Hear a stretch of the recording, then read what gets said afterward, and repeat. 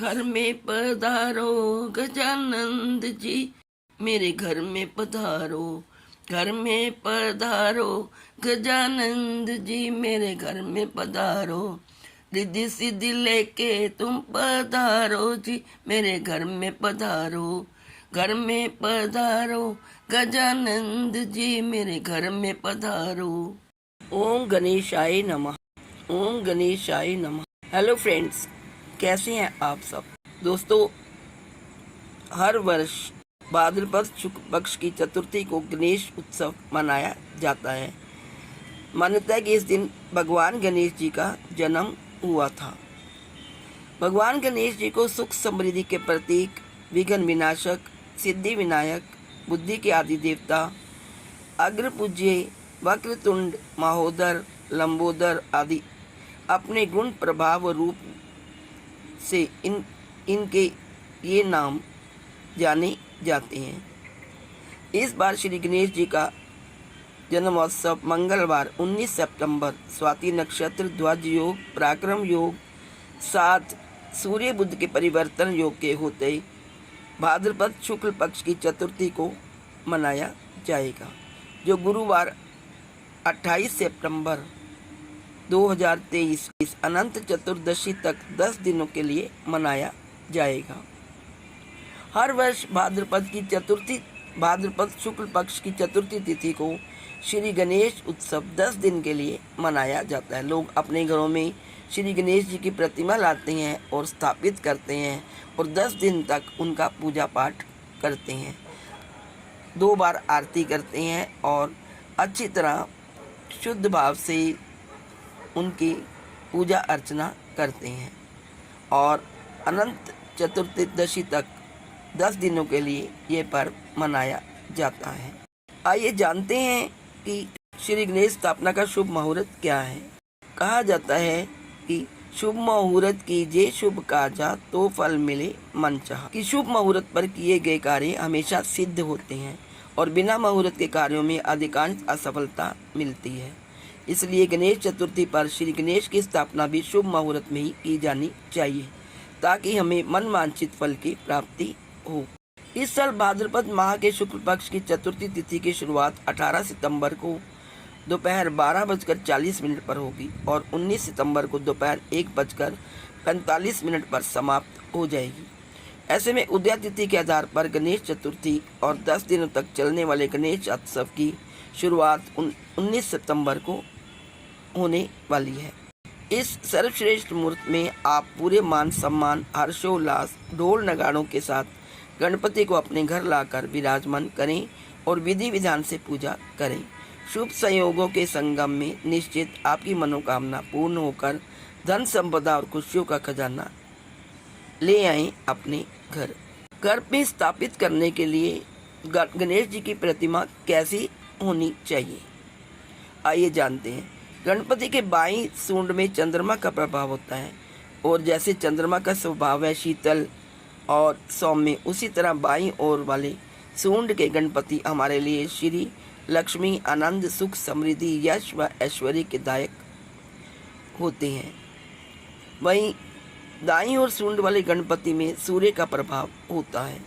ऐसे गणपति की पूजा अधिकतर मंदिरों में की जाती है, क्योंकि उनकी नियमित तरीके से पूजा पाठ, आराधना, आरती विधि विधान पूर्वक करनी अत्यंत आवश्यक है और जरा सी भी गलती हमारे लिए परेशानी बन सकती है। आपने देखा होगा कि सिद्धि विनायक मंदिर में दाईं ओर सूंड वाले गणपति विराजमान है, जो कि अपने आप में अद्भुत व अनुपम है। उनकी छवि बहुत ही अनुपम लगती है, क्योंकि उनकी पूजा अर्चना पूर्ण विधि विधान व शास्त्रों के अनुसार होती है। इस बात का भी विशेष ध्यान रखें कि यदि आप वास्तु दोष निवारण के लिए वास्तु गणपति विराजमान करते हैं तो उनकी सूंड दाईं ओर ही होगी, और यदि पूर्ण रूप से सिद्ध व अभिमंत्रित श्वेतार्क गणपति की आप पूजा करते हैं तो वह साक्षात गणेश स्वरूपी हैं। अब अलग अलग मनोकामना पूर्ति के लिए अलग अलग गणेश जी की मूर्ति कैसे घर लाएं, आइए जानते हैं। यदि किसी को संतान की इच्छा हो, यदि किसी के घर में लंबे समय से कोई संतान नहीं हुई है और संतान प्राप्ति की इच्छा से आप गणेश जी की प्रतिमा स्थापित करना चाहते हैं तो गणेश उत्सव पर आप बाल गणेश की प्रतिमा घर पर लाएं। इससे आपकी मनोकामना पूर्ण होगी। यदि आप अपने घर में खुशी, उत्साह, आनंद, उन्नति और प्रगति चाहते हैं तो गणेश जी की नृत्य करते हुए मुद्रा वाली प्रतिमा अपने घर पर लाएं।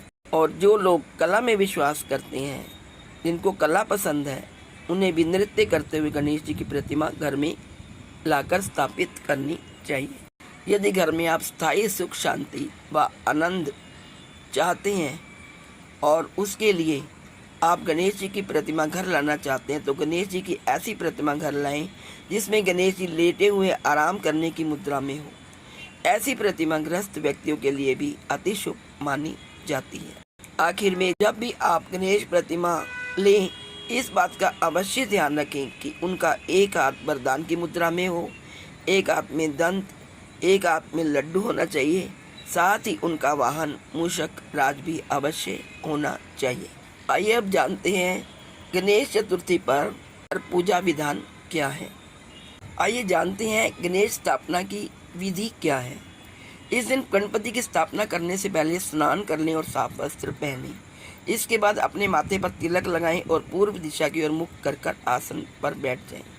ध्यान रहे आसन कटा फटा नहीं होना चाहिए।